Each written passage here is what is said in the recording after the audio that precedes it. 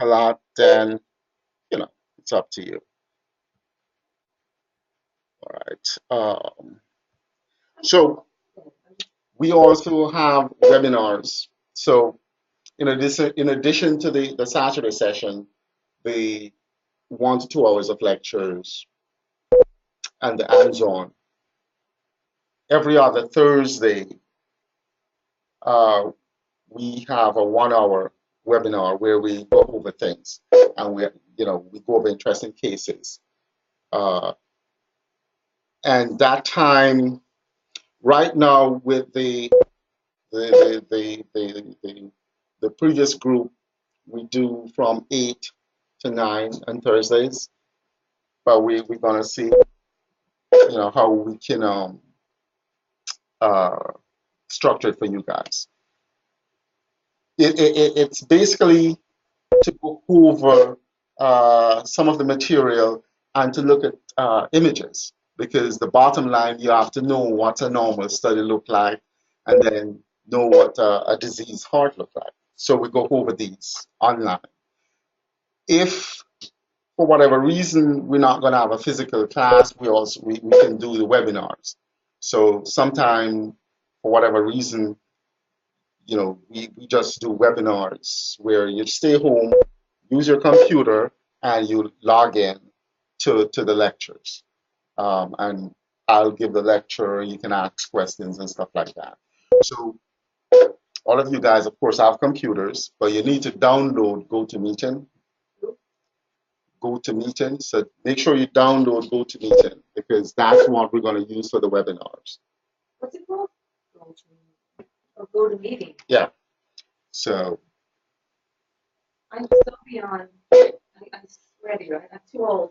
I don't know anything about the computer. it's once you want, and after a couple of weeks, it's gonna be.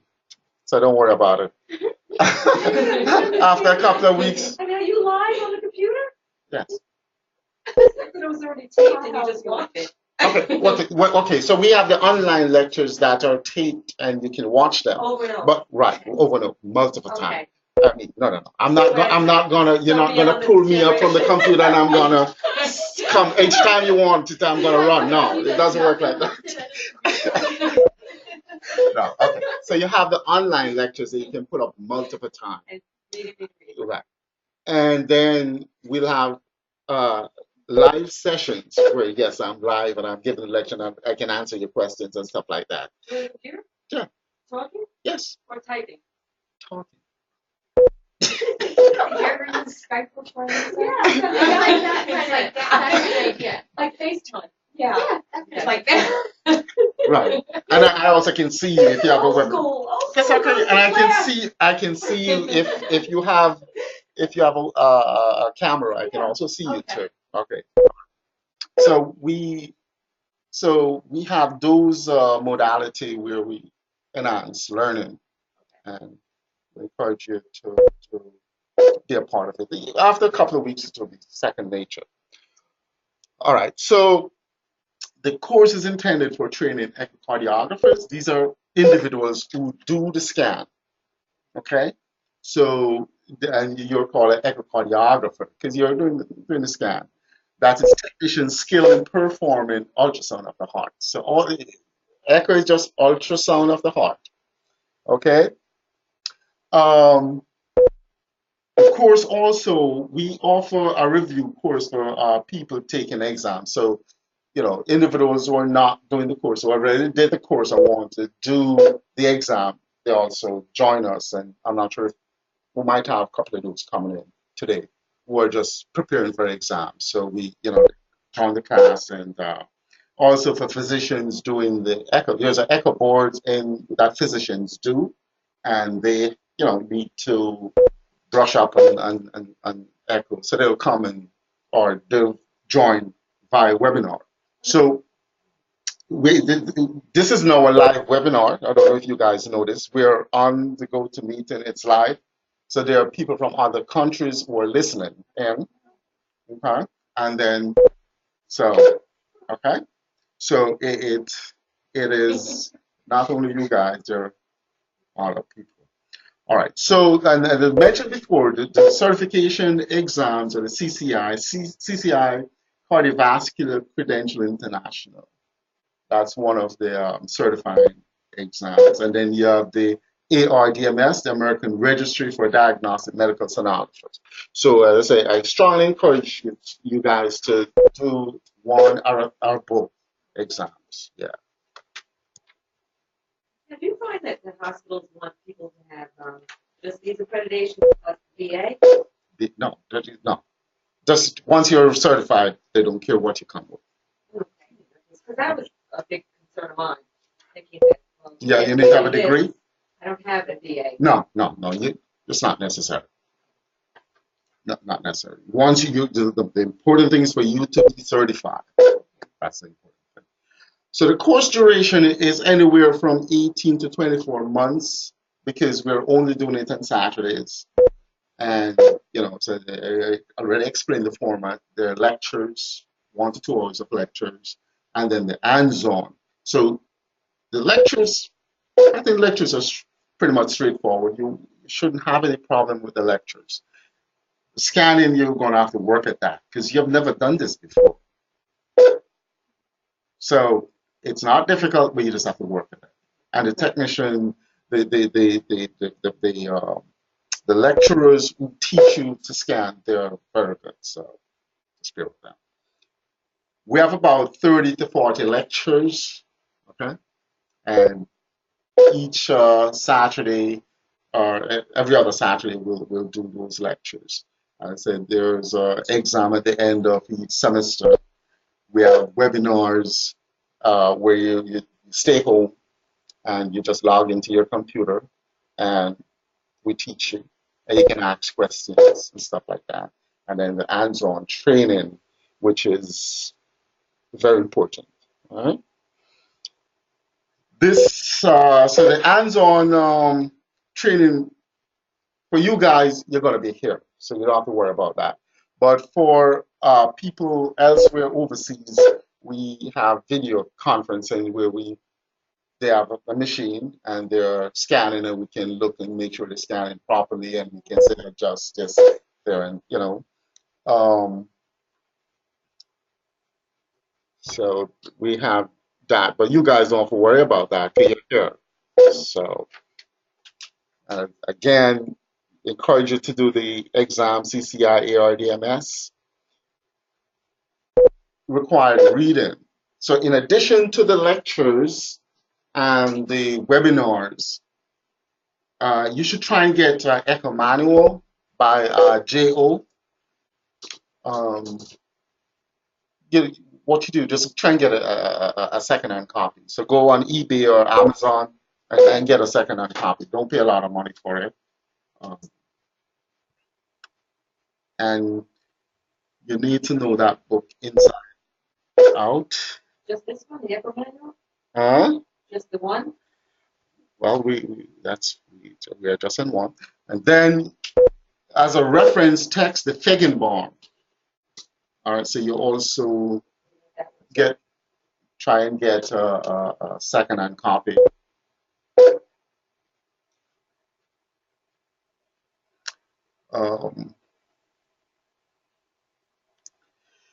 Also, you guys need to be familiar with the American Society of Echo website because that's a lot of important material is there in turn. You can get current information, and they also have job postings. Sometimes they have webinars that you can participate in. However, try not to move ahead because you'll get real confused and you'll think it's difficult. So don't, just move at the pace that we're going and try and understand what we're doing. Because if you're trying to jump the gun, you will be confused. And that's a turn off.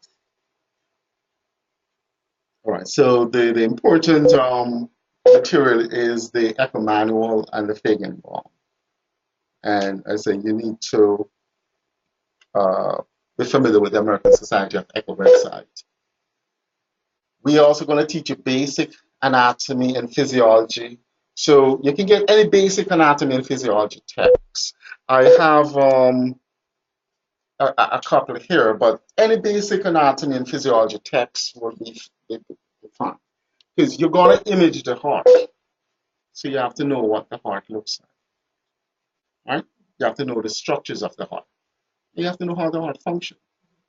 So, but it's basic. So don't worry about it. It's simple. Any anatomy and physiology text will do. The question over it is not in the book. If I bring the book in, you think it's basic enough. Well, I hope it. Well, if it should be basic, but not too basic. Okay. All right. But any reasonable anatomy and physiology text will tell. We're going to go over the important anatomy and physiology, so you'll have an idea of what you need to know. Okay. Um. So, all right. We're not going to go too much into anything today. I'm just going to give you a basic overview, let you have a look at the echo machine, and if not the next session, then the session after that, we're going to go into basic ECGs. Like I said, these are not difficult stuff, so don't worry about it. Basic ECGs, how to hook it up, and how to read it. Okay? So, in this overview, we're going to discuss the basic properties of sound wave, the basic echo machine. So you must have seen these. You guys have seen the machines? Okay, they look big and cumbersome, right? I know now they were smaller ones at the hospital. Yeah, so you have portables. So all the machines are pretty much the same. So we're going to teach you the components and what the button means and stuff like that. So that's all right. So we'll teach you that. So as mentioned before, when we talk about echo, the reason why we say echo is because it's actually an echo. You know, sound wave travels, and when we do echo, we use sound wave. So you see that probe thing we call the probe that it basically producing sound wave, and the sound wave travels, hit the tissue, and come back, and that's what we see in the screen, and that's why it's called an echo. So it is actually sound wave that we produce with the transducer or the probe. That stuff that we hold is the transducer or the probe. And all it do, we produce sound wave. Okay? And we looking at the structure of the heart and determining how the heart is working is very important. You guys know that heart attack is the leading cause of death. And then you have a bunch of other, congenital, when we say congenital heart defects that people are born with. So there's a lot of that as well. So if we can use echo to look at the heart, look at the structures and see how well it's functioning, then that's very important. And we talk about ultrasound, okay? So it's actually ultrasound. It's not just sound. The human ears, your hearing, is capable of hearing sound between 20 hertz and 20 kilohertz. So we're going to go over this. Don't get too confused. Okay, so when we talk about hertz and kilohertz and all that sort of stuff, is frequency. That's a frequency, and we're going to go over all this. So don't get confused.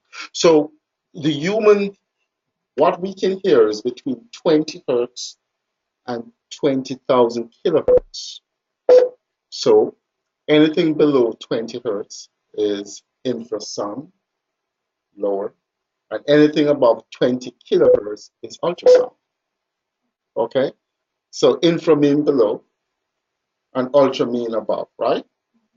So ultrasound is just sound wave with a frequency above 20,000 kilohertz.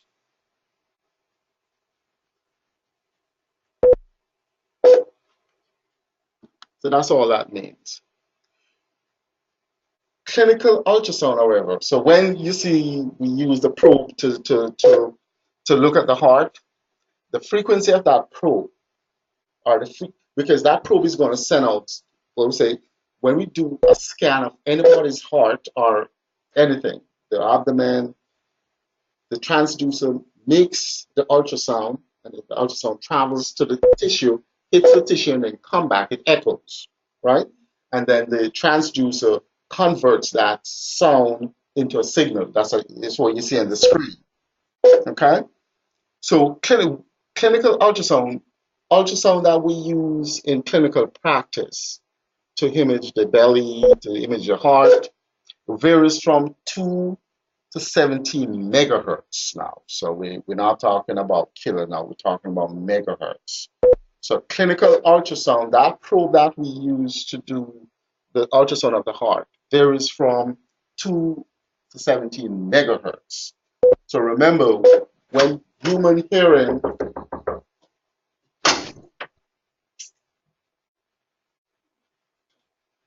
yeah, so remember, human hearing uh, ranges from 20 hertz to 20 kilohertz.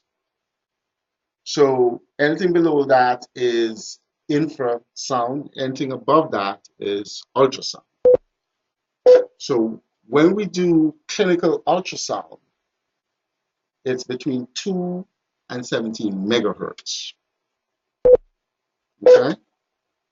So most of those transducers you see going around to do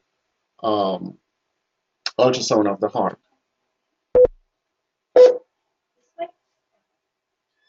Anything that you see, in the hospital and stuff is between 2 and 17 megahertz. And you understand that? Okay. I'm going to go over this, so don't worry about it. So we talk about, when we talk about, so understand, it's echo just means the sound travels, hit the structure, and comes back. It echoes. That's basically what it means. But we use ultrasound. We don't use regular sound. We use ultrasound. So we use sound with a frequency above 20 kilohertz. So it's above what the human can hear. So you don't hear the machine making a lot of noise, right? Because it's ultrasound. I mean, it's pretty noisy if your patient, you're walking around, and because they do belly ultrasound, they do heart ultrasound, they do neck. Say for all these machines making the hospital will be a pretty noisy place. So it's ultrasound. It's above the 20.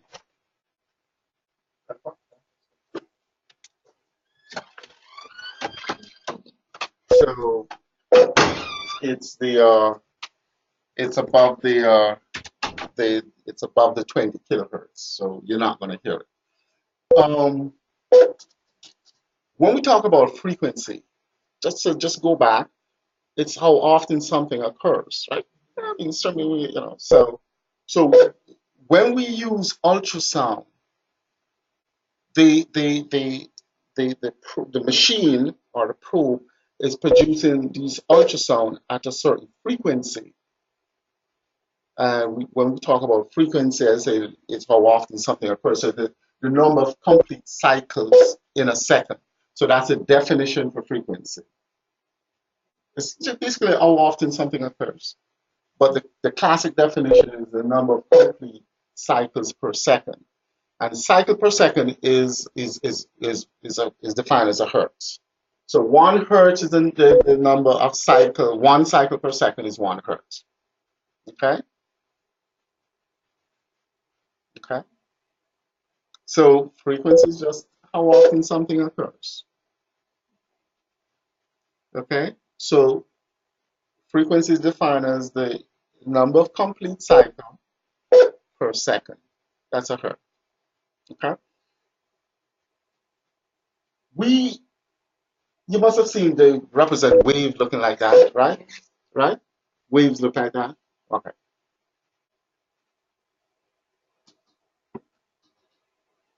Sound wave is a little bit different, but you need to know this. When I talk,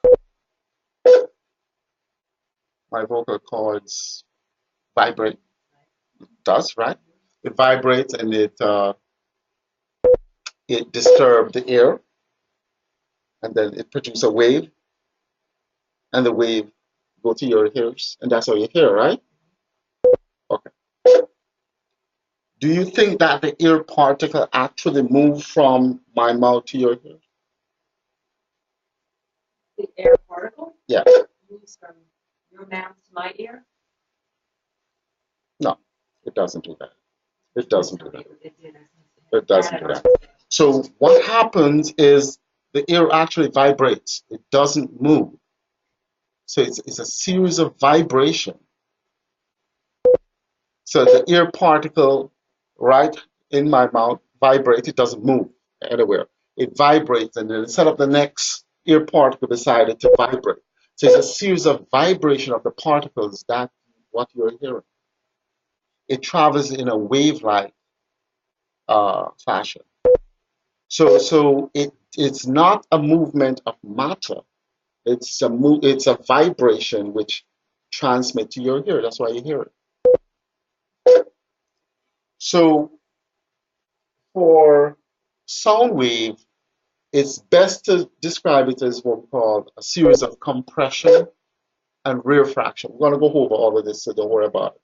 So it's actually compression, so the air particle compress, and then rarefaction spreads apart, and you have a series of that which travels to your ear. So waves essentially, or sound wave, any kind of wave, actually transmit energy. That's what it. So you're hearing the sound energy, which hits your ears. That's what you're hearing. So waves transmit energy. Particle doesn't move. The particle vibrates. Okay. If we plot the air pressure against time, we get these sinusoidal. You see, we call the wavy thing sinusoidal curve. So anything that has a wave-like pattern, we call it sinusoidal. Okay? So you can see there is this portion of the wave down here is called a trough. You know, trough is the lower, yeah. And then the upper portion is called a crest. You know, trough and crest. I mean, a trough is something that's low, crest is something that's high. So look at the top one. You have, okay, you have one, so you have two complete cycles there. So remember, frequency is the number of cycles per second. So you have two cycles. The next one you have three cycles. The next one you have multiple cycles. So the top one would be a low frequency or a lower frequency. The middle one would be a medium frequency, and the lower one would be higher frequency because you have more cycles in a second. In the same time period, you have more cycles. So frequency is just how often something occurs. And when we're talking about sound, it's basically how many cycles in a second. Is that what we see on the EKGs when we see them in the ER? No, we're gonna go over that. No. That's something completely different. But so you have to understand what frequency is, how often something occurs, defined as the number of complete cycles in a second. And you know, something as high frequency, then multiple cycles in a second. A low frequency, a low amount of cycle in a second. Any problem there? Okay, good. Right. So let's go back. So when we talk about waves, one of the things we we need to talk about is frequencies. And we just talk about the number of complete cycles in a second. Frequency. When we talk about waves, we also have to talk about the wavelength. When we talk about length, we mean distance. And the wavelength is the distance of that one cycle makes. So in this situation, to be from the crest, the distance from the crest to the next crest. Okay? That's a wavelength. So, and these are properties that you need to know. These are properties of waves. So all waves have properties. You need to know the frequency, the wavelength. So the wavelength is the distance from one peak or crest and the next corresponding peak or crest. So basically the same point on the way to the other point. So the wavelength in this one would be from this crest to the next crest. That's a wavelength. But this one to be from the crest to the crest, or you can do trough to trough. So it's the length of one cycle. That's a wavelength. Okay? So when you talk about length, it's a distance.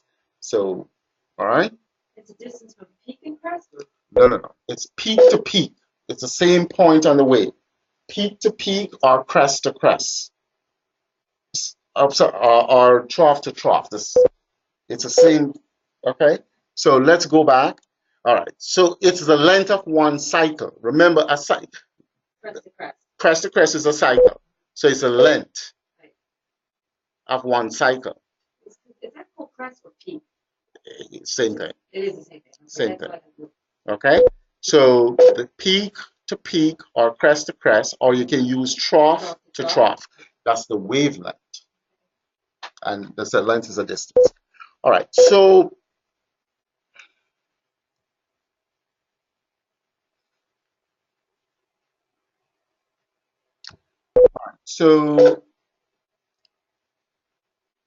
when I talk to you, you hear it. It takes a little time. It's not instantaneous. So the sound wave have to travel. It appears if it's instantaneous, but it's not instantaneous. So it has to travel to your ears. It takes a little time. And we talk about the speed of the wave. So the speed of the wave is defined. Okay, let me define another term. Period. So we talk about the wavelength as the distance from one peak to the next peak. A period. When we talk about a period, it's a something that occurs in a regular fashion, right? But it's a time. It's a time interval that occurs regular. That's what we call a period, right? So when we talk about the period of a wave, it is the time it takes to complete one cycle. Okay? So the period of a wave is the time it takes to complete one cycle.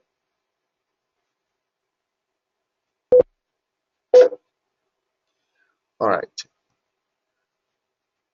So as mentioned, when I'm here giving a lecture and I'm making sounds and you're hearing it, the sound wave travels and it have a frequency, it has a wavelength, and it has a period. What's the speed? Period is a time. Period is always a time. Period is how the time it takes for a regular event to occur. Right? So it has a period and it has a speed. The sound that I'm producing has a speed. And when we define speed, when you're driving your car, it's the distance covered in a specified time. That's what speed is. So speed is distance divided by time. Okay? You know, driving your car from here to Hazleton, it's probably 18 miles and you take half an hour. So you can calculate the speed. So the sound wave have a speed as well. So the distance, so speed is distance over time, right? So just think back. So the speed of the sound wave, the distance, let's use one wavelength, because a wavelength is a distance. It is the distance from one crest to the next crest, right? So it will be, just put a wavelength, and the symbol for wavelength is lambda. So this is a universal symbol for wavelength, lambda. Yes, that's called lambda. Yes. Look like a hay, that's lambda. Okay, so speed is distance over time, which is the wavelength divided by time, the period, right? Right? But one thing you need to understand is that, okay, I'm going to make a statement and I'm going to try and explain it. But if you don't understand it, just memorize it. Frequency is equal to 1 over period. The frequency of anything is equal to 1 over the period. Okay? So, and let's see if you can understand this. When I talk about a frequency, it's how often something is occurring.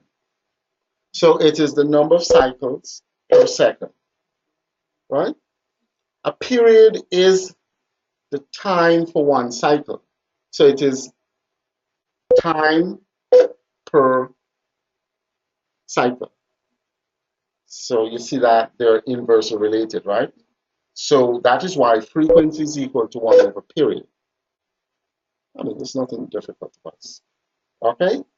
So if we say distance is equal, or sorry, if we say speed is equal to the wavelength divided by the period, 1 over period is equal to frequency. So the speed is equal to the wavelength times the frequency.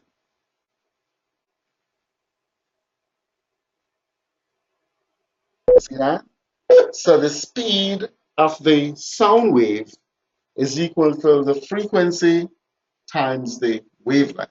So if you don't remember anything that I said before, and it's too confusing right now because it's, as I say, it's a new language, all you need to remember is speed is equal to frequency times the wavelength. Okay? So the speed, I am talking to you and you're hearing it, that sound have a speed and it's equal to the frequency times the wavelength.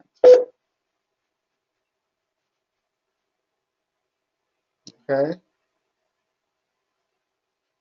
So if you don't understand anything I said before, you need to, speed is equal to frequency times the wavelength. I basically showed how we got to that. But if it's too much, speed, which is V, is equal to the frequency times the wavelength. Because the sound has, it has a frequency, it has a wavelength, and it has a speed. Okay, so when we draw a wave, it has a sinusoidal pattern. So any wave have this what we call a sinusoidal pattern. Okay, it has a crest, it has a trough, it has a crest, it has a trough, and it repeats itself. Okay, it repeats itself. So the wavelength is the distance from one crest to the next crest, or from one trough to the next trough. The period is the time it takes to complete one cycle. Remember, period is a time, length is a distance. Then we're going to introduce another term, the amplitude. Remember when we say that wave basically transports energy. Or you think about any wave, that's the purpose of the wave. Can you think about any wave? One wave. Even like an ocean wave. Yeah, it transports. That's why we use the ocean. We use water to produce the energy. That ocean wave will take something up, will move an object from one place to the next because it has energy. So all wave transports energy. That's the purpose of waves. Okay? The energy that the wave has is proportional to the amplitude. So the amplitude is the distance from the what we call the equilibrium position to the crest or the trough. All right, so that's the amplitude. Okay, so it's from the baseline or the equilibrium position to the crest or the trough. Okay, and that's the amplitude. And then the energy the wave has is proportional to the amplitude. So the higher the amplitude, the more energy. The lower the amplitude, the less energy. Simple. All right. Um, so we've been talking about frequencies, and we talk about hertz, and we talk about kilohertz, and we talk about megahertz. So the relationship between these. So when we talk about hertz, so remember frequency is usually measured in hertz. Frequency is how often something is occurring. So 1 cycle per second is a hertz. Okay? 1,000 hertz is called a kilohertz. 1,000 of anything is called a kilo of that. So if you're using bytes, so 1,000 bytes is equal to a kilobyte. So it's a universal thing. And then 1,000 kilohertz is equal to 1 megahertz. Okay, so when we talk about 1,000 kilobytes, 1,000 kilobytes is equal to 1 megabyte. So it's the same concept. So 1,000 hertz is equal to 1 kilohertz, and 1,000 kilohertz is equal to 1 megahertz. So once you bear that in mind. So what we use in clinical ultrasound is 2 to 17 megahertz. So a megahertz is 10 to the power 3 or 1,000 kilohertz. Okay? So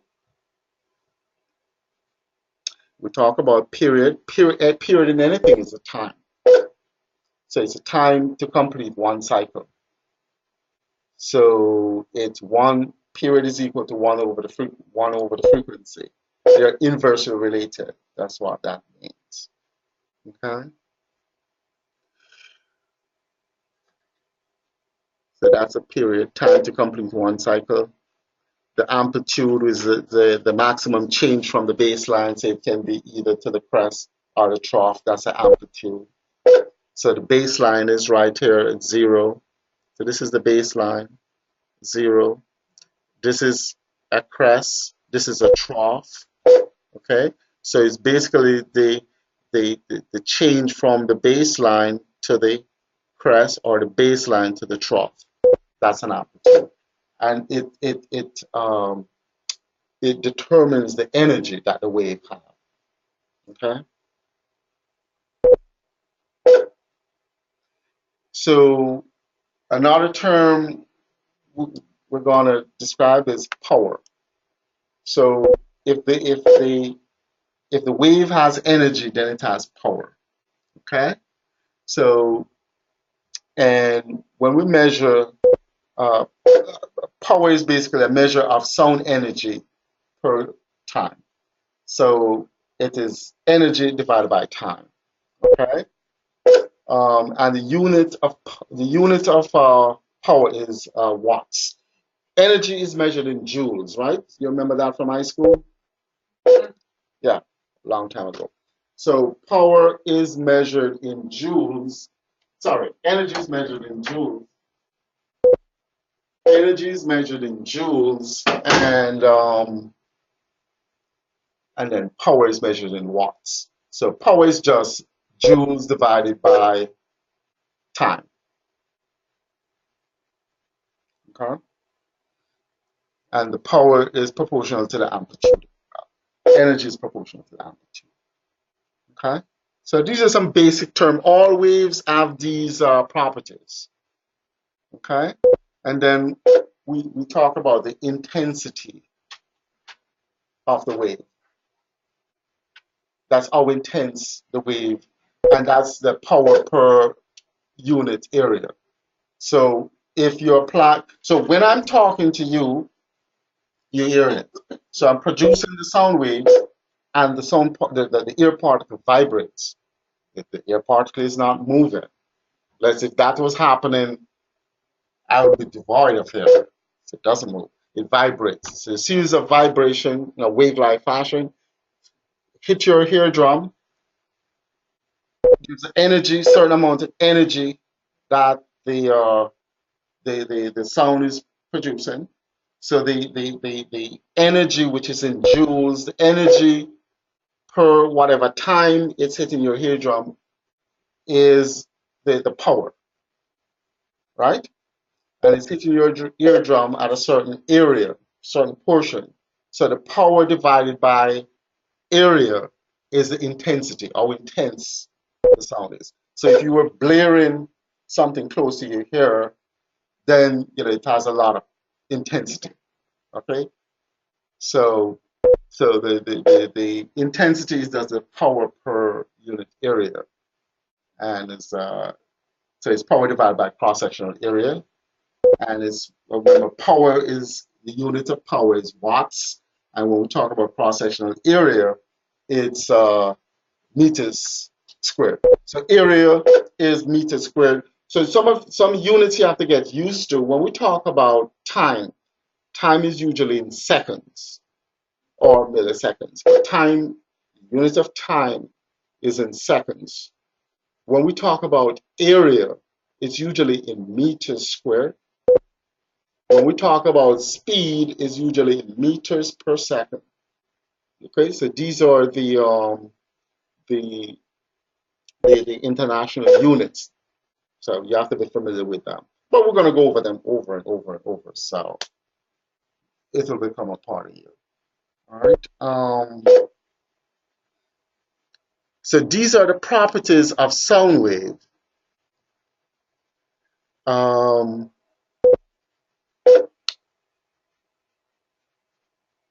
so you need to, have a basic understanding. So we talk about uh, the sinusoidal nature of a wave. We tell you why it's called an echo. We talk about frequency, how often it occurs, the number of complete cycles in 1 second. We talk about the wavelength, the distance from one crest to the next crest, or from one trough to the next trough. We talk about the period, the time it takes for one cycle. Period is always a time.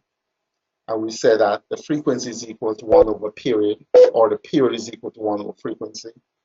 We talk about the energy that the wave transports is proportional to the amplitude. Amplitude is from the baseline to the maximum. We talk about the power. So power is equal to the energy divided by time.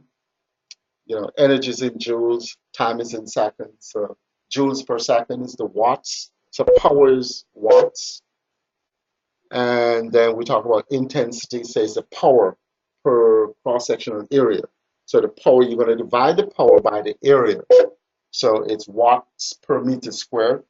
So, and then we did talk about the velocity of the sound. I talk to you, you hear it, it's not instantaneous. Okay? It's not instantaneous. It takes a little time. And we show you how the velocity is equal to the frequency times the wavelength.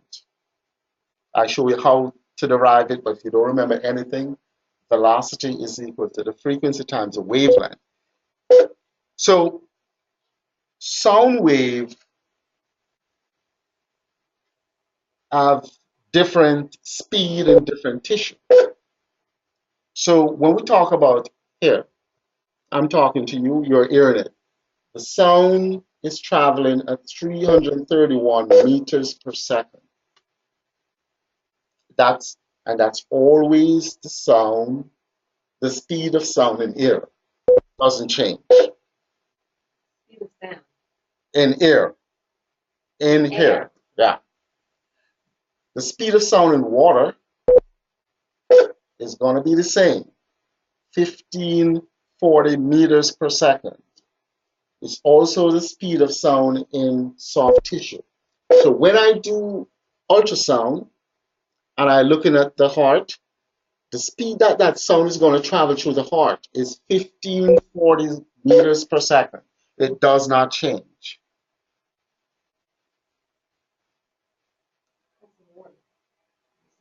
Same thing in tissue.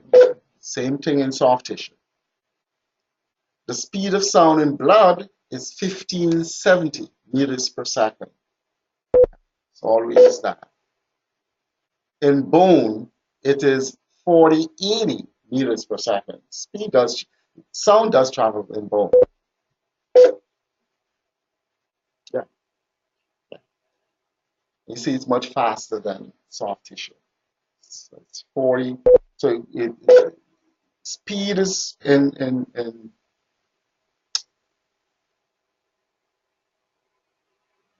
international recognized unit for speed is always meters per second. So be familiar with that. Okay? You have to remember the speed of sound in soft tissue because that's what you're going to be imaging the organ. That's so you throughout your career you have to memorize that. So which one is tissue? Water? Yeah, water is closest to tissue, 1540 meters per second. Okay, so soft tissue. You're going to image. Using bone. What is that? You wouldn't be scanning. You never know. You never know. But you need to appreciate that. I mean, they do ultrasound of bone. So and the speed of sound there is 4080 meters per second, much faster than soft tissue. But you have to memorize and you have to know the speed of sound in soft tissue, the heart. So which one's sound? The air. What is that? Which one is the sound? This top one here. Hair. So it travels in hair, it travels in water. If it's in hair, it's 331. So you have to sort of memorize that. All right. So we're gonna stop right here. And if you guys have any question, we'll take it. If not, then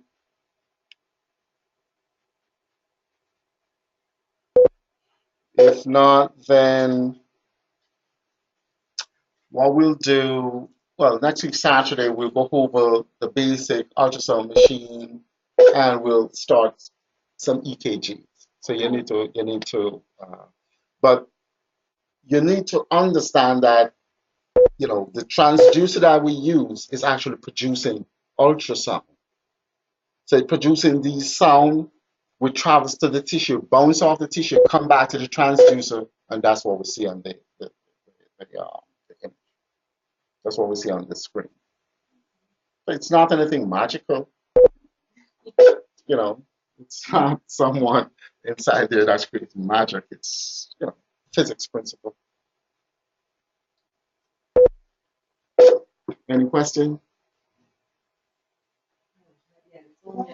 Yeah, it's only so as I said, you can do the online lectures, go over it twice a day, and so next week we'll meet at 9 and we will go over the echo machine. We'll start EKG, and then we'll probably have our first webinar on a Thursday to go over some of these things. This No, it's probably the next after you have 2 sessions. Okay. Then Between 8 and 9, well, what we're going to do is, what would be best for you guys? What time? No. That morning? Well, you tell us. So Thursday Anytime, not morning. Yeah. Mhm. Is 8 to 9 okay for you guys, or? I'm always late off at of night? work on Thursday, so it doesn't matter what time for me. At night? Yeah. Nine at night? That works better than the morning. That- Probably, yeah. So that time is okay? Yep, Thursday evening. Yeah. Or Thursday. 8 to 9 in the evening. Every Thursday. Or just this Thursday. Every other Thursday, not this Thursday. Well, I need to get off. Go to work. Okay. You'll be working at that time? I don't know. I Okay. gotta make sure I get off those. So it's every other Thursday between 8 and 9 in the evening. Fridays off. All right. I need Fridays off. I cannot. No, because I work Thursday from 6 to 2 p.m. And it's cheap, and I get up at 8.